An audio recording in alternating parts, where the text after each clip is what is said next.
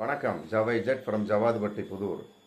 ஆட்டை கடிச்சு மாட்டை கடிச்சு ஒரு வழியாக ஜிகே மணியவே கடிச்சிட்டாங்க. அன்புமணி அதாவது அவரையும் கட்சியை விட்டு நீக்கியாச்சு. வரிசையாக நீக்கிட்டே இருந்தாங்க. இவர் சேர்த்துக்கிட்டே இருந்தார் ராமதாஸ். இப்போ ஜிகே மணியையும் அன்புமணி கோஷ்டி நீக்கியாச்சு.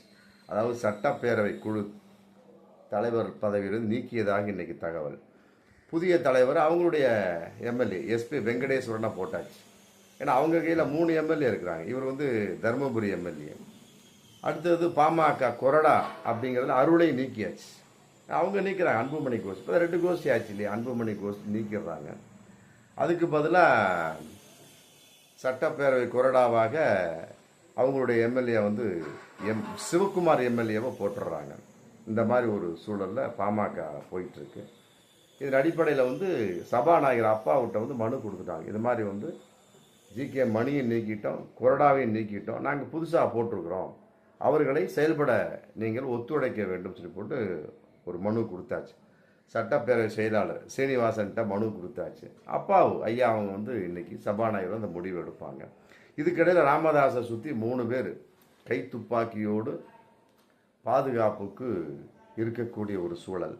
ஏன்னா ஆல்ரெடி ஸ்டாலினை வெடிகுண்டு வீசி கொலை செய்ய முயற்சி பண்ணாங்க பாருங்க. அதே நேரத்தில் ஒரு 2 வாரத்துக்கு முன்னால் வாழப்பாடியிலே அன்புமணி ஆதரவாளர் கத்தியவே காட்டியிருக்காங்க ராமதாஸ் ஆதரவாளர் நோக்கி. டீ கடையில் உட்காந்தே கட்டி காட்டியிருக்காங்க. அந்த அளவுக்கு இன்னைக்கு பாமக பொழப்பு போயிட்டு இருக்கு. அதன் அடிப்படையில் பார்க்கின்ற பொழுது பாமக ராமதாஸுக்கு எந்த நேரத்திலும் உயிருக்கு ஆபத்து அப்படிங்கிற ஒரு தகவல் இன்னைக்கு பயங்கரமாக போயிட்டு இருக்கு.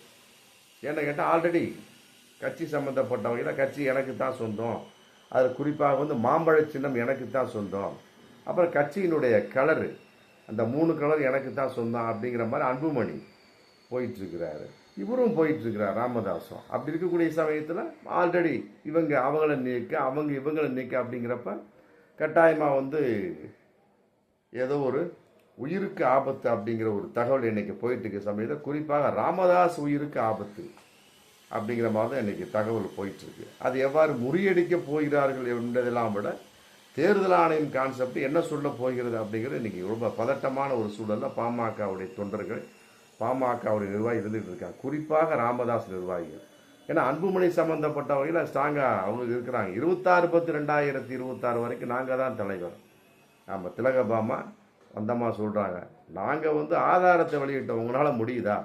ஜிகே மணி சொல்லிட்டா இல்லைங்க, தேர்தல் ஆணையம் ஒத்துக்கிட்டாங்க, அட்ரஸை மாற்றினது தவறுங்கிறத ஏற்றுக்கிட்டாங்க, மற்றபடி பதவி நீக்கத்தையும் அவர்கள் ஏற்றுக்கொள்ளவில்லை, அது தவறுன்னு ஒத்துக்கிட்டா. அப்படிங்கிறப்ப நாங்கள் தான் உண்மையான